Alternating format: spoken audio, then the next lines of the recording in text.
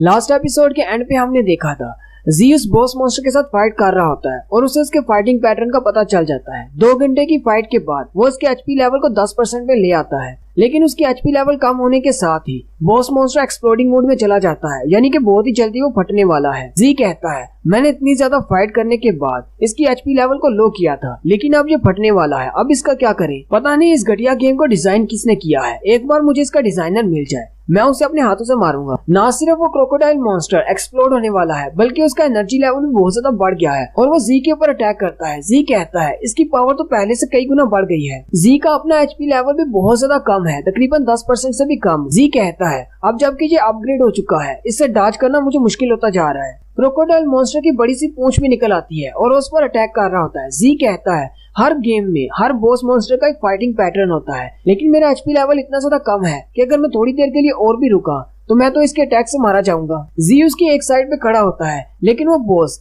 शन की तरफ मुड़ जाता है और उसकी तरफ भागते हुए जाता है। शन उसे अपनी तरफ देखते हुए कहती है मैं तो बहुत ज्यादा बेवकूफ हूँ, मुझे तो लगा था ये सिर्फ एफ लेवल का अंडरग्राउंड सिटी है, लेकिन यहाँ पर इतना ज्यादा पावरफुल बॉस होगा मैंने सोचा नहीं था, इसलिए मैं अपने साथ हीलिंग पोशंस नहीं लेकर आई। वो बॉस बिल्कुल उसके करीब पहुंच जाता है और अपने पंजे से उस पर अटैक करने लगता है। शन अपनी आंखें बंद कर लेती है और कहती है अब जबकि मैं जहाँ पर मरने वाली हूँ तो ये ठरकी लड़का भी जरूर मरेगा। लेकिन उसी वक्त शन के चेहरे पे थोड़ा सा ब्लड गिरता है। शन अपनी आंखें खोलती है तो उसके सामने जी खड़ा होता है और बॉस का पंजा उसके सीने के आर पार होता है। जी शन से कहता है तुम बिल्कुल उस लड़की की तरह दिखती हो, मेरी गर्लफ्रेंड की तरह। मैं अपनी आंखों के सामने तुम्हें मरता हुआ कैसे देख सकता हूँ। लेकिन साथ ही वो अपने पेट में दंसे हुए उसके पंजे को पकड़ लेता है और कहता है चलो मुझे इसका कुछ तो फायदा हो। और साथ ही वो अपने वेपन को अपग्रेड करना शुरू करता है। जी को पता है कि जैसे ही उसका वेपन अपग्रेड होता है तो उसकी हेल्थ भी रिस्टोर हो जाती है। जी अपनी बॉडी में दंसे हुए उसके पंजे को पकड़कर उसकी बॉडी से एनर्जी लेता है और अपने वेपन को अपग्रेड कर लेता है, जिससे जी की पावर बहुत ज्यादा बढ़ जाती है और जी की आंखें भी चमकना शुरू हो जाती हैं। ये देखकर शन बहुत ज्यादा हैरान हो जाती है। जी की पूरी बॉडी ग्लो करती हुई लाइट में लिपटी होती है। वो बॉस मॉन्स्टर अपने मुंह से एक बड़ा सा फायरबॉल बनाता है और उसे जी की तरफ फेंकता है, जबकि जी भी अपनी तलवार को इस्तेमाल करते हुए एक मेगा स्ट्राइक लगाता है, जिससे न सिर्फ सामने से बॉस मर जाता है बल्कि पूरे के पूरे स्कूल की बिल्डिंग भी उड़ जाती है। शन ये देखकर और भी ज्यादा हैरान हो जाती है और कहती है आखिर ये कैसे हो सकता है, इसने तो पूरे के पूरे अंडरग्राउंड सिटी को ही तबाह कर दिया। साथ ही उनके पास विंडो ओपन होती है और कहा जाता है मॉन्स्टर मारा गया है, सारे का सारा रिवॉर्ड लीडर के पास चला गया है, 30 सेकंड में अंडरग्राउंड सिटी गायब हो जाएगा। उस बॉस मॉन्स्टर को हराने के बाद जी की एनर्जी खत्म हो जाती है और वो नीचे गिर जाता है। नेक्स्ट सीन में जैसे जी की आंखें खुलती हैं तो उसे सब कुछ धुंधला धुंधला नजर आ रहा होता है और उसके सामने यूई खड़ी होती है। यूई उससे कहती है क्या तुम अच्छे से सोए। जी उठते साथ उसे गले से लगा लेता और कहता है आखिरकार तुम वापस आ ही गई, मैंने तुम्हें बहुत ज्यादा मिस किया। लेकिन असल में वो यूई नहीं होती बल्कि शन होती है। शन बहुत ज्यादा शर्मिंदा हो जाती है और उठते साथ उसे किक मार के कहती है तुम वाकई में एक ठरकी हो। वो गुस्से के साथ कहती है आखिर मैं तुम्हें बचाकर वहाँ से लाई क्यों, मैं तुम्हें अंडरग्राउंड सिटी में ही मरने के लिए छोड़ आती अगर मुझे पता होता कि तुमने ऐसी हरकतें करनी है। शन हंसते हुए उसे कहता है मुझे माफ कर दो, मेरी आंखें अभी भी थोड़ी सी ब्लरी हैं, मुझे लगा शायद तुम कोई और हो। जी साथ ही अपना मोबाइल उठाता है और अपने वेपन का स्टेटस देखते हुए कहता है लगता है कि मेरी वेपन भी अपग्रेड होकर लेवल 3 पे चली गई है। और साथ ही उसे एक नया स्किल भी मिलता है जो कि डिवार्निंग डिफॉर्मेशन होता है, यानी ज्यादा एनर्जी एब्जॉर्ब करने पर वो अपने वेपन की शेप भी चेंज कर सकता है। शन उसे कहती है ये तुम अकेले बैठकर क्या बातें कर रही हो। जी उसे कहता है ऐसा कुछ भी नहीं, मुझे ये बताओ हम लोग कहाँ पर हैं। शन उसे कहती है हम लोग एक होटल में हैं, मैंने तुम्हारे लिए इस होटल के रूम को बुक करवाया है। क्रोकोडाइल बॉस को मारने पर हमें 300 पॉइंट्स मिले थे और वो सारे पॉइंट्स मैंने तुम्हें बचाने में लगा दिए, जबकि उस बॉस मॉन्स्टर के अंदर से मुझे एक जेम भी मिला था, लेकिन उस जेम को मैं अपने पास रखने वाली हूँ, क्या तुम्हें इससे कोई मसला है। जी उसे कहता है नहीं तुम रख सकती हो। जी अपने कपड़ों की तरफ देखता है और कहता है मेरे कपड़े किसने उतारे और ये मेरी बैंडेज किसने की, क्या तुमने किया। शन उसे कहती है हाँ मैंने ही किया है, क्योंकि तुम मरने वाले थे इसलिए मुझे ये करना पड़ा, वैसे मुझे कोई इंटरेस्ट नहीं है तुम्हारी बॉडी देखने में। जी उसे कहता है तो मेरे कपड़े कहाँ पर हैं। शन उसे कहती है वो बहुत ज्यादा गंदे हो गए थे इसलिए मैंने उनको फेंक दिया। जी उसे कहता है लेकिन मैंने उन्हें अपने एक पॉइंट के साथ खरीदा था। शन फिर से अपनी इन्वेंटरी से कपड़े खरीद लेता है और पहनकर खिड़की से बाहर देखते हुए कहता है क्या वाकई में पिछले 5 दिन से सो रहा था। शन उसे कहती है मुझे तुम में कोई इंटरेस्ट नहीं है, लेकिन तुम्हारे वेपन में है, तुम्हारे पास ऐसा कौन सा वेपन है जिसे तुम अपग्रेड करके इतनी ज्यादा पावर जनरेट कर सकते हो। जी उसे कहता है मुझे खुद भी नहीं पता, जब मुझे लगा कि मैं मरने वाला हूँ उसी वक्त एक लाइट आई और मेरा वेपन अपने आप अपग्रेड होना शुरू हो गया। जबकि जी अपने आप में सोच रहा होता है मुझे तो खुद भी नहीं पता कि मैं अपने वेपन को अपग्रेड कैसे करता हूँ, शायद उस मॉन्स्टर की एनर्जी मैंने एब्जॉर्ब की थी। शन उसे कहती है तुम्हें इस बारे में मुझसे झूठ बोलने की जरूरत नहीं, अगर तुम्हें कुछ भी नहीं कहना तो कुछ भी मत कहो। जी शन से कहता है मुझे तुमसे एक बात पूछनी है, जब तुम नई नई इस गेम में एंटर हुई थी तो क्या तुम्हारे ऊपर भी दूसरे शिकारियों ने हमला किया था? ये बात सुनते ही शन हैरान हो जाती है और कहती है, क्या किसी प्लेयर ने तुम पर अटैक किया था? जी उसे कहता है, हाँ, एक ठरकी लड़की ने मुझ पर अटैक किया था, लेकिन सिर्फ एक ही बार, मैंने उसको हरा दिया था। शन जल्दी से आगे बढ़ती है और उसे कहती है, अपना मैप खोलो।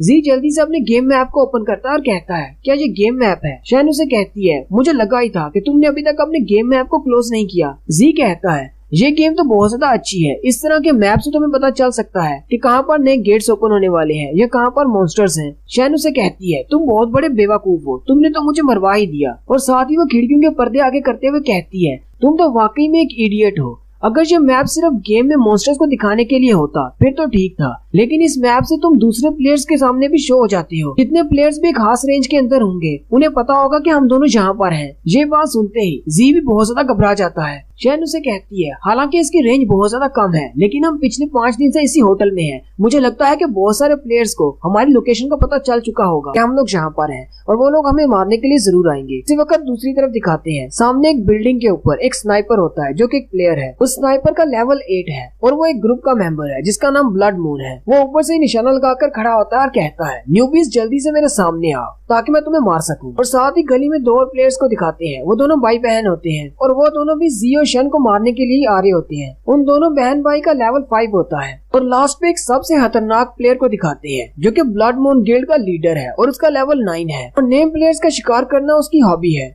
जी और शन वहीं पर खिड़की के साथ ही छुपे होते हैं। शन उसे कहती है, क्या तुम्हें 9 o'clock पर 2 असैसिन नजर आ रहे हैं? ये लोग यहाँ पर हमें मारने के लिए आए हैं। इस एरिया में बहुत सारे नए प्लेयर्स मारे जाते हैं, जबकि स्नाइपर के पास मैप क्लोज हो जाता है क्योंकि जी ने अपने मैप को बंद कर दिया है। और स्नाइपर कहता है, लगता है नए प्लेयर्स को पता चल गया है कि हम लोग यहाँ पर हैं। शन जी से कहती है, इन दोनों के अलावा और भी बहुत सारे हंटर्स होंगे जो यहाँ पर छुपे होंगे। जी शन से पूछता है, लेकिन एक प्लेयर दूसरे प्लेयर का शिकार क्यों कर रहा है? शन उसे कहती है, जैसे ही इस गेम में कोई नया प्लेयर दाखिल होता है तो वो बहुत सारी टास्क को पूरा करता है जिससे उसे पॉइंट्स मिलते हैं और वो अंडरग्राउंड सिटीज को भी क्लियर करता है। लेकिन एक बार जब प्लेयर मर जाता है तो उसकी सारी सप्लाईज और सारे पॉइंट्स बाहर निकल आते हैं और जो उसे मारता है वो उसे मिल जाते हैं। और बास केसेस में मारने वाला हंटर इतना ज्यादा लकी होता है कि जिस प्लेयर का वो शिकार करता है उसके पॉइंट्स इतने ज्यादा होते हैं कि एक डंजन को क्लियर करने पर भी इतने पॉइंट्स नहीं मिलते। लेकिन सभी प्लेयर दूसरे प्लेयर्स को पॉइंट्स के लिए नहीं मारते। कुछ ऐसे प्लेयर्स भी हैं जो कि अपनी हॉबीज को पूरा करने के लिए भी दूसरे प्लेयर्स को मारते हैं। शन उसे कहती है, मुझे तुम्हारे साथ नहीं मरना क्योंकि तुम एक नए प्लेयर हो। मैं यहाँ से जा रही हूँ। हालांकि तुमने डंजन में मेरी जान बचाई थी, लेकिन मैंने भी तुम्हारी जान बचाकर हिसाब क्लियर कर दिया है। अब गुड बाय। जी आगे बढ़ता है और उसका हाथ पकड़ लेता है और कहता है, जरा रुको। शन उसे कहती है, अब तुम्हें मुझसे क्या चाहिए? मैंने तुम्हें कहा ना कि मुझे तुम्हारे साथ नहीं मरना। जी उसे कहता है, इस बात की कोई गारंटी नहीं है। अगर तुम मुझे यहाँ से छोड़कर जाती हो और बाहर जाकर वो प्लेयर्स तुम पर अटैक नहीं करेंगे, मेरे पास एक आइडिया है जिससे हम लोग न सिर्फ कुछ पैसे कमा सकते हैं बल्कि उन प्लेयर्स से भी अपनी जान छुड़ा सकते हैं। वो दोनों बहन भाई, उनको पता चल जाता है कि उनके टारगेट ने अपने मैप को क्लोज कर दिया है। उसकी बहन उसे कहती है, भाई क्या अब हम लोग जाएं यहाँ से? उसका भाई उसे कहता है, तुम्हें आगे डर किस बात से लग रहा है? मेरे होते हुए तुम्हें डरने की जरूरत नहीं। अगर हम लोग लकी हुए तो हमें बहुत सारे पॉइंट्स मिलने वाले हैं। चलो आगे जाकर ढूंढते हैं, शायद हमें वो कहीं पर मिल जाएं। उसी वक्त गली के कोने पर दिखाते हैं कि जी उन्हें छुपकर देख रहा होता है। जी शैन से कहता है, मैंने 2 को ढूंढ लिया है, तुम्हारे बारे में क्या ख्याल है? क्या तुम्हें कोई मिला? शैन उसे कहती है, मैंने एक स्नाइपर को ढूंढा है जो कि सामने वाली बिल्डिंग के ऊपर है। जी हंसता है और कहता है, चलो फिर शुरू करते हैं। और वो गली में से बाहर निकल आता है और दोनों बहन भाई से कहता है, क्या तुम लोग मुझे ढूंढ रहे हो? वो दोनों पीछे की तरफ घूमते हैं। ब्रदर सिस से कहता है, जल्दी से फाइटिंग मूड में आ जाओ। और वो दोनों जैसे ही फाइटिंग मूड में आते हैं, एक एनर्जी इंपल्स निकलती है जिससे स्नाइपर का ध्यान भी उस तरफ चला जाता है। स्नाइपर कहता है, तो मैंने उनको ढूंढ ही लिया। जी आगे आगे भाग रहा होता है और शैन से कहता है, स्नाइपर कहाँ पर है? मैं इनसे ज्यादा तेज नहीं भाग सकता, जल्दी करो और बताओ कहाँ पर है। शैन उसे कहती है, वो सामने वाले टावर पर है, इसलिए तुम अपना ध्यान रखना। अगर तुम पहले निकले तो वो तुम पर अटैक करेगा। जी भागता हुआ एक बिल्डिंग के अंदर चला जाता है जहाँ पर शीशे की विंडोज लगी होती हैं। ब्रदर उसे कहता है, मुझे लगता है कि भाग भाग कर तुम थक गए हो, अब तुम्हें मरना होगा। उस लड़के की स्पेशल पावर ये होती है कि उसके हाथ में सिक्के होते हैं और वो सिक्कों के साथ अपने आप को रिप्लेस कर सकता है और अपनी बहन को भी। वो एक सिक्का जी के पीछे फेंकता है और उसको अपनी बहन के साथ रिप्लेस कर लेता है। उसकी बहन के हाथ में तलवारें होती हैं और वो जी पर अटैक करती है। जी जल्दी से उसके अटैक को डॉज करता है, लेकिन वो पीछे की तरफ गिर जाता है। सिस्टर उसके सामने खड़ी होती है और कहती है, अब तुम्हारे पास भागने का कोई रास्ता नहीं बचा, अब जल्दी से अपने पॉइंट्स हमें दे दो। लेकिन जी को पता होता है कि पीछे से स्नाइपर उस पर शूट करने वाला है और बिल्कुल ऐसा ही होता है। वो स्नाइपर उस लड़की पर निशाना लगाता है और उस पर अटैक करता है और उसकी गोली उसकी छाती के आर पार हो जाती है। उसका भाई भी ये देखकर बहुत ज्यादा हैरान हो जाता है। वो अपने सिक्कों को वहाँ पर फेंक कर अपनी बहन को वहाँ से वापस बुला लेता है। वो अपनी बहन से पूछता है क्या तुम ठीक हो। उसकी बहन उसे कहती है हाँ मैं ठीक हूँ, लेकिन मुझे लगता है कि सामने टावर पर कोई स्नाइपर है जिसने मुझ पर अटैक किया है। उसका भाई उसे कहता है मुझे लगता है कि किसी ने इस नए प्लेयर को हमें ट्रैप करने के लिए इस्तेमाल किया है। उसकी बहन उसे कहती है अगर हम लोग शीशे के सामने गए तो वो फिर से हम पर अटैक करेगा। उसका भाई उसे कहता है तो फिर क्यों ना पहले उसी स्नाइपर से निपटा जाए। वो विंडो के सामने खड़े होकर अपने दोनों कॉइन्स को उस स्नाइपर की तरफ फेंकता है। वो स्नाइपर देखकर कहता है क्या मेरी बुलेट ने काम नहीं किया, क्या डैमेज इतना कम था कि वो बच गए। वो दोनों कॉइन्स उड़ते हुए सीधे उस स्नाइपर के पास पहुंच जाते हैं और वो अपनी बॉडीज को रिप्लेस कर लेते हैं। वो दोनों बहन भाई उसके पास पहुंच जाते हैं। ब्रदर उस स्नाइपर से कहता है तुमने मेरी बहन पर अटैक किया, इसके लिए तुम्हें माफ नहीं करेंगे। और वो दोनों मिलकर उस पर अटैक करना शुरू कर देते हैं। जी उस टावर की तरफ देखता है और कहता है शन हम लोग कामयाब हो गए। शन उसे कहती है हमने उन लोगों का टारगेट बदल दिया, अब क्या करने वाले हो। जी उसे कहता है अब जबकि हम लोग उनसे बच गए हैं तो फिर वापस नहीं जाएंगे, चलो कहीं और चलते हैं। और साथ ही वो शन से पूछता है मुझे तुमसे एक सवाल पूछना है, काफी देर से मैं पूछना चाह रहा था, अगर हम गेम के अंदर मर जाते हैं तो हमारी बॉडी के साथ क्या होगा। शन जल्दी से उसके मुंह पे हाथ रखती है और कहती है हमने तो यहाँ से जल्दी से भागना था, लेकिन मुझे लगता है कि हम लोग एक ट्रैप में फंस चुके हैं। दोनों ऊपर की तरफ देखते हैं तो वही लेवल 9 का प्लेयर ऊपर खड़ा होता है और वो उनसे कहता है क्यों ना मैं तुम्हें जवाब दूं कि मरने के बाद तुम्हारी बॉडी के साथ क्या होगा। वो भी एक प्लेयर है जो कि नए प्लेयर्स का शिकार करता है। शैन जल्दी से जी को पीछे की तरफ कर देती है और अपने फाइटिंग मूड में आ जाती है और कहती है मुझे इस सब को फेस करना ही होगा। वो किलर जो कि उनको मारने के लिए आया है उसका नाम कॉन्ग होता है और कॉन्ग के स्पेशल इक्विपमेंट्स उसके पाँव में लगे होते हैं। वो जल्दी से जंप करते हुए उन पर अटैक करता है जिससे सारे ग्राउंड को शेटर कर देता है। कॉन्ग उन दोनों से कहता है मुझे तो लगा था यहाँ पर सिर्फ एक ही नया प्लेयर है, लेकिन मुझे नहीं पता था कि यहाँ पर एक और स्ट्रॉन्ग प्लेयर है। शन जी से कहती है तुम अभी अभी रिकवर हुए हो, मुझे इससे फाइट करने दो। जी उससे कहता है क्या तुम इसे हैंडल कर पाओगी। शन उससे कहती है ये तो अब ट्राई करने पर ही पता चलेगा और वो आगे बढ़ जाती है। शन जल्दी से अपनी तलवार को घुमाते हुए उस पर अटैक करती है, लेकिन कॉन्ग भी अपने पाँव को ऊपर की तरफ उठाते हुए उसकी तलवार के अटैक को ब्लॉक करता है और उसकी तलवार को अपने पाँव के नीचे दे लेता है, जबकि अपनी दूसरी टांग को उठाते हुए उस पर अटैक करता है। क्योंकि कॉन्ग के हाथों में कोई भी वेपन नहीं है, उसके वेपन उसके पाँव में है। शन बड़ी मुश्किल से उसके अटैक से बचती है। जी आगे बढ़ता है और उससे कहता है क्या तुम ठीक हो। कॉन्ग उनसे कहता है तुम्हारा अटैक काफी ज्यादा अच्छा था, लेकिन मेरा अटैक तुमसे भी अच्छा है। शन कॉन्ग से कहती है लेकिन तुम्हारा लेवल भी 9 है और मेरा लेवल भी 9 है, तो फिर तुम्हारी पावर इतनी ज्यादा कैसे हो सकती है। साथ ही शन जी से कहती है जो कि तुमने अंडरग्राउंड सिटी में किया, अगर तुम वैसे ही यहीं पर करने वाले हो तो तुम्हारा इसके सामने जीतने का कोई चांस नहीं। जबकि जी सोच रहा होता है अगर वो वाला अपग्रेड मैंने यहाँ पर किया तो इससे पहले तो मैं मर जाऊंगा। कॉन्ग फिर से अटैक करने के लिए आगे बढ़ता है और शन से कहता है तुम्हें क्या लगता है कि तुम अकेले मुझे हरा सकती हो। और वो जल्दी से शन पर अटैक करता है। शन अपनी तलवार से उसके अटैक को ब्लॉक करती है, लेकिन वो एक शैडो क्लोन होता है। असल में कॉन्ग उसके पास से आगे निकल जाता है और वो जी को मारने के लिए जा रहा होता है। कॉन्ग उसके करीब पहुंच जाता है और जी से कहता है सॉरी पर आज तुम्हें यहीं पर मरना होगा और तुम्हारे सारे पॉइंट्स मेरे हो जाएंगे। और वो जैसे उस पर अटैक करता है वहाँ पर एक जोरदार धमाका होता है। नेक्स्ट सीन में दिखाते हैं जी अपनी तलवार निकाल लेता है और उसके अटैक को ब्लॉक करते हुए उसे कहता है मुझे तुमसे माफी मांगनी चाहिए क्योंकि मेरा आज कोई प्लान नहीं है मरने का। जबकि अंदर से जी यही सोच रहा होता है इसके सिर्फ एक ही अटैक से मेरी पूरी बॉडी अंदर से हिल चुकी है।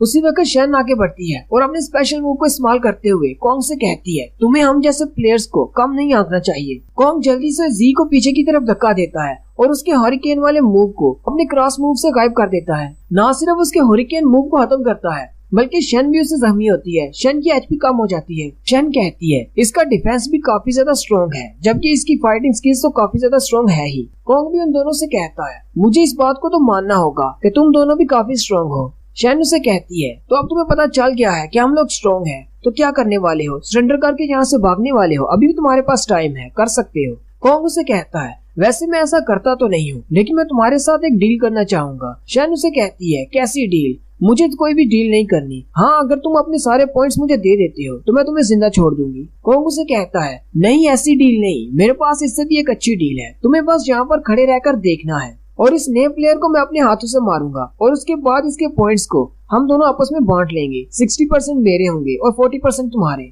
शन और जी उसकी बात सुनकर हैरान हो जाती हैं। कॉन्ग उसे कहता है और साथ ही मैं तुम्हें अपने ग्रुप में भी ज्वाइन करवा सकता हूँ, मैं तुम्हारे लिए रिकमेंडेशंस दे सकता हूँ। शन हंसते हुए उसे कहती है तुम्हारा ग्रुप 10 टॉप ग्रुप्स में से एक ग्रुप है। तुम्हारी डील तो काफी ज्यादा इम्प्रेसिव है। जी घबरा जाता है और शेन से कहता है, कहीं तुम मुझे इसके सामने बेचने तो नहीं वाली। शेन उसे कहती है, मैं तुम्हें इसके सामने क्यों बेचूंगी, जबकि मैं तुम्हें बाद में खुद भी मार सकती हूँ, और वैसे भी मुझे इन ग्रुप्स में कोई दिलचस्पी नहीं जिन्हें नए प्लेयर्स को मारने में मजा आता है। जी चैन की सांस लेता और कहता है, मुझे तो लगा था शायद तुम मुझे मार डालोगी। जी अपनी तलवार को उठाकर रेडी हो जाता है और कहता है, अब हम लोग इसका सामना कैसे करें। हालांकि मैं अभी भी रिकवर होकर आया हूँ और मेरी कंडीशन बिल्कुल भी ठीक नहीं है। अगर मैं अपनी परफेक्ट शेप में होता तो मैं शेन की कुछ मदद कर पाता, लेकिन फिर भी मुझे इसका साथ देना होगा। ये किसी आम से मॉन्स्टर की तरह नहीं है जिसका फाइटिंग पैटर्न एक जैसा हो। इसकी फाइटिंग और इसकी थिंकिंग बहुत ज्यादा अलग है। जी शेन से कहता है, अपना ध्यान रखना, इसके साथ फाइट आसान नहीं होने वाली। शेन उसे कहती है, मुझे पता है। कोंग शेन से कहता है, मुझे लगता है कि तुम्हें मेरी डील के बारे में फिर से एक बार सोच लेना चाहिए। अगर तुम यहाँ पर मर जाती हो तो तुम अपना सब कुछ गंवा दोगी। शेन उसे कहती है, अपनी बकवास बंद करो, और वो उस पर अटैक करने के लिए आगे बढ़ती है, लेकिन आगे वो एक ट्रैप में फंस जाती है। उसके सामने लेजर ट्रैप्स होती हैं। शेन जल्दी से पीछे की तरफ हटती है और कहती है,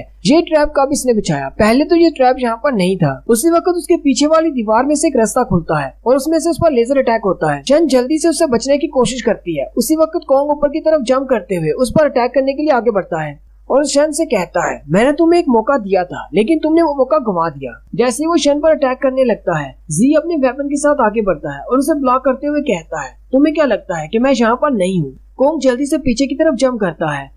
जी शेन से पूछता है, क्या तुम ठीक हो? शेन उसे कहती है, हाँ मैं ठीक हूँ, लेकिन मुझे लगता है कि इसके साथ कोई और भी है जो इसकी हेल्प कर रहा है। कोंग जो कि पीछे हटकर हंस रहा होता है। उसी वक्त साथ वाली दीवार में से रास्ता ओपन होता है और एक और प्लेयर वहाँ से निकलता है और कोंग से कहता है, हंसना बंद करो और जल्दी से इनको मारो। दूसरे वाले का नाम शैडो किलर होता है। जी और शेन उसके लेजर ट्रैप में फंस चुके होते हैं। जी कहता है, हमारा तो पीछे का रास्ता भी ब्लॉक हो चुका है, हम लोग यहाँ से बाहर नहीं निकल सकते। शेन कहती है, 2 के साथ 2 का मुकाबला, अगर ऐसी फाइट हुई तो हम लोग इनसे नहीं जीत पाएंगे। जी उसे कहता है, दूसरे आने वाले पर तुम अपनी नजर रखो, मुझे नहीं पता कि वो किस किस्म का प्लेयर है और उसके पास कौन सी पावर्स हैं। जबकि कोंग उन दोनों से कहता है, तुम दोनों के चेहरों को इस तरह देखकर मुझे बहुत ज्यादा मजा आ रहा है। शैडो किलर वापस दीवार में गायब हो जाता है और कहता है, अपनी बकवास बंद करो और जल्दी से इसे खत्म करो। और जबकि कोंग उनको मारने के लिए आगे की तरफ बढ़ता है। कोंग ऊपर हवा में जंप करता है और अपनी टांगों को घुमाते हुए और एक स्पिनिंग बेब्लेड की तरह बन जाता है और उन पर अटैक करने के लिए नीचे की तरफ आता है। शेन जल्दी से अपने वेपन को उसके सामने करते हुए उसे ब्लॉक कर रही होती है और कहती है, मुझे लगता है कि ये अब डेस्परेट है हमें मारने के लिए। लेकिन साथ ही शेन को समझ आती है कि ये मुझे मार नहीं रहा, बल्कि ये मुझे पीछे की तरफ पुश कर रहा है ताकि मैं उन लेजर्स के साथ टकरा कर कट जाऊँ। वो शेन को उसके वेपन के साथ धकेलता हुआ पीछे उन लेजर बीम्स तक ले जाता है। ये देखकर जी उसकी हेल्प करने के लिए आगे बढ़ने लगता है, लेकिन शैडो किलर दीवार में से निकलता है और कहता है, तुम उनके रास्ते में आ रहे हो। शैडो किलर अपने एक स्पेशल मूव को इस्तेमाल करता है जिससे जी के इर्द गिर्द एक एनर्जी का घेरा बन जाता है, जो कि उसका स्पेशल मूव होता है, जिसकी वजह से जी अपनी बॉडी को मूव नहीं कर पाता। शेन जी को इस हालत में देखकर कहती है, मुझे लगता है कि मुझे खुद ही इससे निपटना होगा। शेन कहती है, मुझे भी अपने फाइनल मूव को इस्तेमाल करना होगा, लेकिन मेरे पास इतनी ज्यादा एचपी नहीं बची।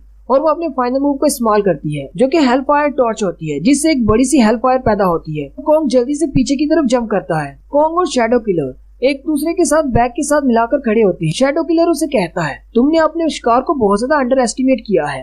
कोंग उसे कहता है, हाँ बिल्कुल ऐसी बात है, वो लड़की काफी स्ट्रॉन्ग है। कोंग कहता है, लेकिन अपने इस फाइनल अटैक की वजह से उसकी एचपी भी कम रह गई है और उसकी माना पावर भी कम हो गई है। शेन जी से कहती है, मेरे पास ना तो एनर्जी बची है और ना ही मेरे पास हेल्थ बची है, इसलिए मैं तुम्हारे साथ फाइट नहीं कर पाऊंगी। अगर तुम्हारे पास और कोई प्लान नहीं है तो हम लोग सिर्फ अपनी मौत का इंतजार कर सकते हैं। जी कहता है, अब मैं क्या करूं? लास्ट टाइम अंडरग्राउंड सिटी में मैंने अपनी बॉडी को इस्तेमाल करके अपने वेपन को अपग्रेड किया था। मैं अपनी बॉडी को हर बार इस्तेमाल नहीं कर सकता, मुझे अब क्या करना होगा? लेकिन साथ ही जी कहता है, अगर मैं अपनी बॉडी को इस्तेमाल ना करूं और कहीं और से अपनी एनर्जी लूं, क्या इससे मेरा वेपन अपग्रेड होगा? चलो ट्राई करके देखते हैं। वो शेन से कहता है, शेन मुझे तुमसे कुछ चाहिए। उसी वक्त कोंग भी उनकी तरफ आगे बढ़ता है और कहता है, जब से मैं एक प्लेयर बना हूँ, चाहे वो अंडरग्राउंड सिटी हो या फिर कोई नए प्लेयर्स को मारना हो, कोई भी प्लेयर मुझसे ज्यादा स्ट्रॉन्ग नहीं था, मैंने सबको मार डाला। हालांकि मैं बहुत ज्यादा स्ट्रॉन्ग हूँ, लेकिन फिर भी मेरे पास हमेशा एक बैकअप प्लान होता है। मेरे पास एक पार्टनर है, एक शैडो किलर, जो कि शैडोज में काम करता है। और तुम बिल्कुल ठीक थी, अगर हम लोगों की डील हो भी जाती और मैं तुम्हें छोड़ देता, लेकिन शैडो किलर तुम्हें जरूर मार देता और तुम्हारे पॉइंट्स फिर भी हमें मिलते। कोंग उन दोनों से कहता है, लेकिन मुझे इस बार कहना होगा कि तुम दोनों नए प्लेयर्स के तौर पर काफी ज्यादा स्ट्रॉन्ग हो, लेकिन बुरी बात यह है कि आज तुम दोनों मेरे हाथों से मारे जाओगे। आज मैं अपना 100% देने वाला हूँ। जी हंसते हुए उससे कहता है, कोई भी कभी भी 100% को अचीव नहीं कर सकता, अगर हमारे पास उम्मीद की एक छोटी सी किरण ही क्यों ना हो। हम लोग उसके सहारे स्ट्रॉन्ग बन सकते हैं, अपने आप को डिफेंड कर सकते हैं और अपने मकसद में कामयाब हो सकते हैं। और यही बहुत ज्यादा इंटरेस्टिंग चीज है। साथ ही वो कॉन्ग से कहता है, अभी तक तुमने जो कुछ भी किया है उससे तो सिर्फ इतना ही साबित होता है कि तुम एक लड़की से स्ट्रॉन्ग हो। ये बात सुन के कॉन्ग को गुस्सा आ जाता है और वो अटैक करने के लिए आगे बढ़ता है। कॉन्ग जी से कहता है, मेरे पास पहले कोई चांस नहीं था अपनी लाइफ को चूज करने का, लेकिन अब हेवेंस ने मुझे एक चांस दिया है अपनी लाइफ को चूज करने का। मैं अपनी लाइफ को रिस्टार्ट कर सकता हूँ, अपनी मर्जी के मुताबिक जी सकता हूँ और इस बार मैं अपनी लाइफ को 100% जीऊंगा। और साथ ही कॉन्ग की बैकग्राउंड स्टोरी बताई जाती है। कॉन्ग जब छोटा था तो वो अपाहिज हुआ करता था और वो व्हील चेयर पर स्कूल में बैठा होता है।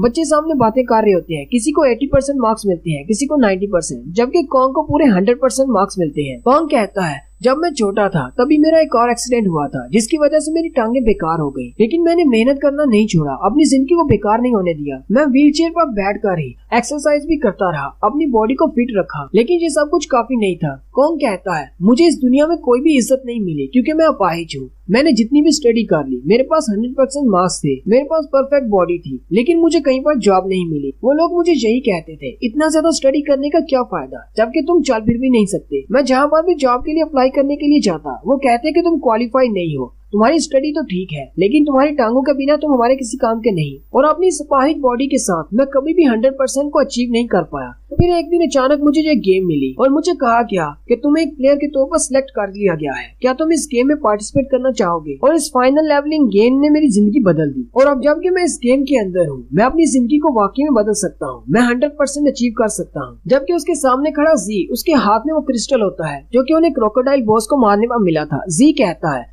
वैसे मैं श्योर तो नहीं हूँ, लेकिन मुझे लगता है कि मेरी तलवार को एनर्जी चाहिए होती है और वो इस क्रिस्टल से एनर्जी लेकर अपने आप को अपग्रेड कर सकती है।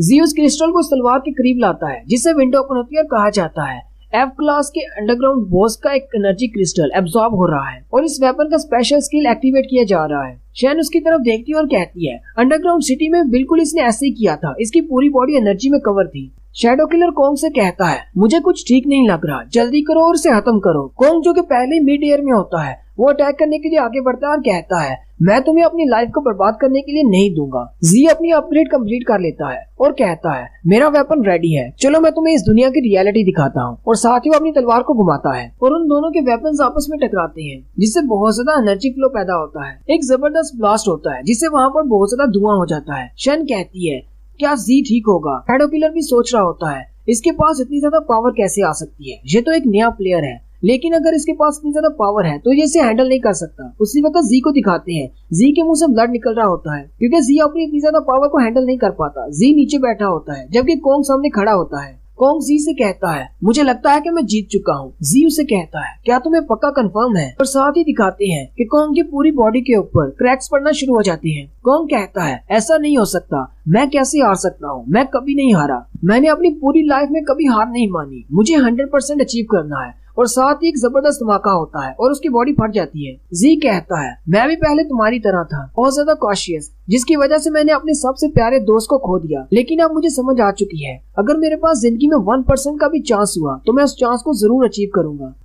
जी कॉन्ग को हरा देता है। ये देखकर शन काफी ज्यादा खुश हो जाती है और कहती है, तुमने तो वाकई में उसे हरा दिया, हालांकि तुम लास्ट टाइम जख्मी हो गए थे और उससे अभी तक रिकवर नहीं हुए, फिर भी तुम अपनी बॉडी में इतनी ज्यादा पावर को कैसे रिलीज कर सकते हो। तुम्हारी बॉडी तो बहुत ज्यादा टफ है, लेकिन असल में उसकी पूरी बॉडी शेक कर रही होती है। जी उससे कहता है, मेरी बॉडी को टच मत करो, मुझे भी थोड़ी देर इसी स्टैंस पे खड़ा रहना होगा। वो शैडो किलर अभी भी यहीं पर है, उसे नहीं पता चलना चाहिए कि मैं बहुत ज्यादा वीक हो चुका हूँ। शैडो किलर भी इस तरफ देखकर काफी ज्यादा घबराया होता है और कहता है, इसके वेपन का सिर्फ एक ही वार और इसने कॉन्ग को हरा दिया, आखिर ये कैसे कर सकता है, ये तो एक नया प्लेयर है। शैडो किलर कहता है, मुझे लगता है कि ये अपनी लिमिट तक पहुँच चुका है, क्या मुझे अभी आगे बढ़कर इसको खत्म करना चाहिए। जी उससे कहता है, तुम एक छोटे चूहे की तरह दीवारों में छुप रहे हो, क्या तुम अभी भी हमसे फाइट करना चाहोगे। शैडो किलर उसकी बात सुनकर दीवार में अपना रास्ता ओपन करता है और अंदर चला जाता है और कहता है, मुझे अभी फाइट नहीं करनी चाहिए। उसी वक्त सिटी सेपरेशन खत्म हो जाती है। शन कहती है, मुझे लगता है कि वो शैडो किलर चला गया। जी कहता है, हाँ, इसीलिए बिल्डिंग्स फिर से नॉर्मल हो रही हैं। उसके वहाँ से जाते ही जी जल्दी से नीचे लेट जाता है और कहता है, चलो शुक्र है वो लोग चले गए, अगर हमारे पास उस बॉस से लिया हुआ वो एनर्जी क्रिस्टल नहीं होता तो हम लोग आज मर गए होते। कॉन्ग को मारने पर उन्हें बहुत सारे पॉइंट्स मिलते हैं, लेकिन क्योंकि जी अभी तक उसकी लीडरशिप में है, इसलिए शन को डिसाइड करना है कि उसने जी को कितने पॉइंट्स देने हैं। उनके सामने एक बॉक्स होता है जिसके ऊपर लिखा गया होता है कि अपने शेयर को डिवाइड कर लो। जी जल्दी से आके बढ़ता है और उस बॉक्स को खोलते हुए कहता है चलो देखते हैं हमें कितनी लूट मिली है। वो जैसे ही उसको खोलता है उसके अंदर से बहुत सारे इक्विपमेंट्स और बहुत सारे क्रिस्टल्स निकलते हैं। जी जल्दी से एक वेपन को पकड़ लेता है और कहता है आखिरकार हम लोग जीत ही गए और हमें बहुत सारे इक्विपमेंट्स भी मिले हैं, पता नहीं ये कितने महंगे बिकेंगे। शन जी से कहती है क्योंकि हम दोनों ने मिलकर कॉन्ग को मारा है तो इसलिए आधे पॉइंट से तुमने मुझे वैसे ही देने हैं और मेरा एनर्जी क्रिस्टल जो तुमने यूज किया है उसके बदले में तुम्हें मुझे 10% ज्यादा देना होगा। जी बहुत ज्यादा चौंक जाता है और उसे कहता है मैंने अपनी जान को खतरे में डालकर उस कॉन्ग को मारा है, तुम तो मुझे दिन दहाड़े लूटने पर तुली हुई हो। शैन उसके सर में मुक्का मारते हुए कहती है अगर मैंने तुम्हें वो क्रिस्टल नहीं दिया होता तो अब तक तो तुम मर चुके होते। अब जल्दी करो और सारे क्रिस्टल मुझे दे दो। और दूसरी बात, तुमने मुझे कहा था कि तुम्हें मुझसे वो क्रिस्टल उधार चाहिए, इसलिए अब मैं डिसाइड करूंगी कि मुझे वापस कितना चाहिए। अब साथ में ब्याज तो लगेगा। और साथ ही उसके पास विंडो ओपन होती है और उसे कहा जाता है क्या तुम 1700 पॉइंट्स शैन को देने वाले हो। जी रोते हुए यस के बटन पर प्रेस करता है जिससे जी के पास से 1700 माइनस हो जाते हैं और शैन के पास 1700 प्लस हो जाते हैं। जी अपने स्टेटस बार को ओपन करता है। जी का लेवल 6 हो चुका है जबकि उसके पास अभी 9 पॉइंट्स हैं जो कि वो अपने स्टैट्स में इंक्रीज कर सकता है। जी कहता है अगर मैं इन पॉइंट्स से इस दुनिया की कोई भी चीज खरीद सकता हूँ तो इसका मतलब इन पॉइंट्स के बदले में मैं बहुत सारे स्किल्स भी खरीद सकता हूँ। अपनी हालिया की फाइट से मुझे इतना अंदाजा तो हो गया है कि यहाँ पर और भी बहुत सारे स्ट्रॉन्ग प्लेयर्स हैं। तो इस गेम के अंदर स्ट्रॉन्ग वेपन और स्ट्रॉन्ग स्किल्स के बिना मैं नहीं जीत पाऊंगा। मुझे 1 बिलियन पॉइंट्स इकट्ठा करने के लिए अपने स्किल्स को इंक्रीज करना होगा और अपने आप को स्ट्रॉन्ग बनाना होगा। शैन उसे कहती है लेकिन तुम ऐसा नहीं कर सकते क्योंकि जितने पॉइंट्स तुम्हारे पास हैं उतने पॉइंट्स से तुम कोई भी स्किल नहीं खरीद पाओगे और एक बार जब तुम किसी स्किल को खरीद लेते हो तो नेक्स्ट टाइम तुम्हें वही स्किल उससे भी ज्यादा महंगा मिलेगा। ऐसा रास्ता वही इख्तियार करते हैं जिन प्लेयर्स के पास बहुत सारे पॉइंट्स होते हैं, इसलिए तुम इस बारे में सोचना भी मत। शैन उसे कहती है वैसे इस गेम ने हमें बहुत ज्यादा फ्रीडम दी हुई है,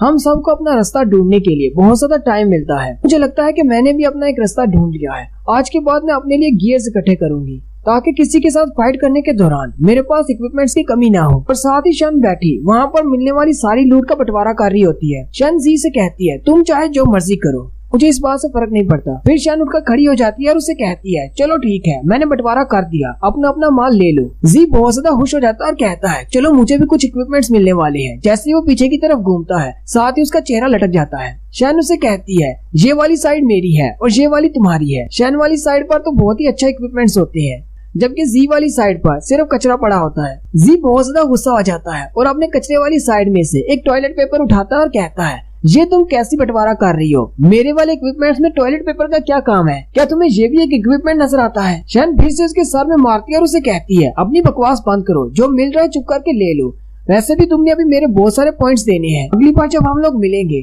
तो मैं तुमसे वो भी ले लूंगी। फिर शैन आगे बढ़ती है और अपने सारे इक्विपमेंट्स को अपनी इन्वेंट्री में रख लेती है और जी से कहती है तुम्ही ने तो कहा था कि मेरे साथ रुक जाओ, हमारे पास एक प्लान है जिससे हमें बहुत सारे पैसे मिलने वाले हैं। शैन अपने पास से एक और छोटी बॉटल निकालती है और जी को देते हुए कहती है अब जबकि कॉन्ग को तुमने मारा है तो चलो तुम्हें इसके बदले में कुछ अच्छी चीज दे देती हूँ, अब एक अच्छे बच्चे बनाओ और वापस अपने घर चले जाओ। जी उस बॉटल को अपने हाथ में पकड़कर कहता है अब ये क्या है। उसके पास हिंट ओपन होता है, वो असल में एक मेडिसिन होती है जिसको पीने से 30 मिनट तक वो अपनी हार्ट बीट को रोक सकता है, लेकिन उसके सारे स्किल्स 90% तक कम हो जाएंगे। जी कहता है ये किस किस्म की बकवास मेडिसिन है, इसको पीने से मेरी हार्ट बीट 30 मिनट के लिए रुक जाएगी, मैं इसको पीऊंगा ही क्यों, क्या मुझे मरने की इतनी जल्दी है। साथ ही वो अपने आसपास देखता है तो वो जा चुकी होती है। जी वहीं पर अपनी लूट के सामने बैठा होता है और कहता है मैंने अपनी जान को खतरे में डाला और मुझे मिला क्या, सिर्फ ये कचरा। उसी कचरे में एक पत्थर पड़ा होता है, वो उस पत्थर को हाथ में उठाता है और कहता है अगर मैं डंजन के अंदर रैंडमली भी कोई पत्थर उठाता तो वो भी इससे ज्यादा कीमती निकलता, पता नहीं ये क्या चीज है। साथ ही वो रोते हुए उस पत्थर को जमीन पर पटक देता है और कहता है मैंने अपनी पूरी जिंदगी में जितनी भी गेम्स खेली है कभी भी मुझे इतनी ज्यादा बुरी लूट नहीं मिली। नेक्स्ट सीन में दिखाते हैं वो पत्थर नीचे पटकते ही चमकना शुरू कर देता है और उसके ऊपर से स्केल गिर जाते हैं और उसके अंदर से एक अंडा निकलता है और साथ ही विंडो ओपन होती है और उसे कहा जाता है कि तुम्हारे हाथ एक बहुत ही रेयर आइटम लगी है, इसे अपनी इन्वेंट्री में स्टोर कर लो। जी उसे जल्दी से उठा लेता है और बहुत ज्यादा खुश हो जाता है और कहता है ये तो एक एग है, अब मैं इसको कैसे हैच करूँ, क्या इसका कोई सर्टेन लेवल है जिसके बाद ये अपने आप हैच हो जाएगा या फिर इसे बॉडी हीट देना होगी। फिर वो आसमान की तरफ देखता है और कहता है रात काफी हो चुकी है, मुझे लगता है कि इसे अपनी इन्वेंट्री में रख लेता हूँ, क्या पता कभी संडे में से कोई ऐसी चीज निकल आए जिससे मेरी आज की सारी कीमत अदा हो जाए। जी उस गेम से कहता है जरा मेरा स्टेटस बार ओपन करो। जी का स्टेटस बार ओपन होता है। जी का लेवल 6 हो चुका है और उसके पास 1799 टोटल पॉइंट्स हैं। जी कहता है कोंग को मारने पर मुझे टोटल 3400 पॉइंट्स मिले थे, जिन्हें आधा आधा मारने पर मुझे सिर्फ 1700 पॉइंट्स बचे हैं। हालांकि मेरा लेवल 6 हो चुका है, लेकिन मुझे नहीं लगता कि मुझे दोबारा किसी ऐसे प्लेयर के साथ फाइट करनी चाहिए जो कि काफी ज्यादा स्ट्रॉन्ग हो। जी के पास टोटल 11 पॉइंट्स होते हैं जो वो अपने स्टेटस में ऐड कर सकता है। वो उनमें से 4 पॉइंट्स को अपनी स्ट्रेंथ में ऐड करता है, जबकि बाकी के 5 पॉइंट्स को अपनी एजिलिटी में ऐड कर लेता है। तो वो अपने उस एग की तरफ देखता है और कहता है अब मैं इस एग का क्या करूं। साथ ही वो अपनी इन्वेंट्री को ओपन करता है और कहता है इसे अपनी इन्वेंट्री में रख लेता हूँ।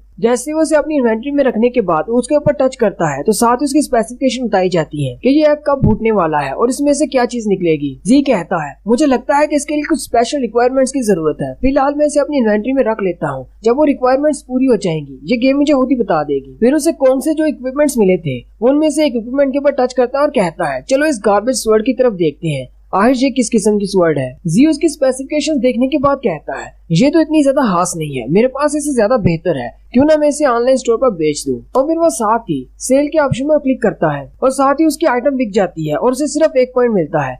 जी कहता है मुझे लगा ही था इस किस्म की गार्बेज स्वर्ड को बेचने में मुझे ज्यादा पॉइंट्स नहीं मिलेंगे। वहीं पर जी के पास गेम के अंदर एक और ऑप्शन होता है डिसमेंटल का।